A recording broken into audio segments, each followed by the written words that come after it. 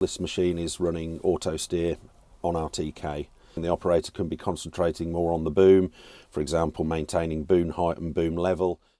Auto steer on this machine is an integrated solution, so it's a hydraulic steer valve which is integrated into the steering circuit, controlled via the receiver using RTK, so it allows us to auto steer the machine to within a 2 centimetre level of accuracy up and down the field.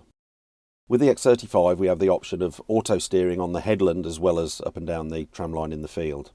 So long as a boundary has been recorded for that field, the system then knows that you are entering into the headland zone, and therefore it calculates through the information that we've programmed into the system based on boom width and turning characteristics of the machine, how it needs to turn on the headland automatically, so you don't touch anything until leaving the field.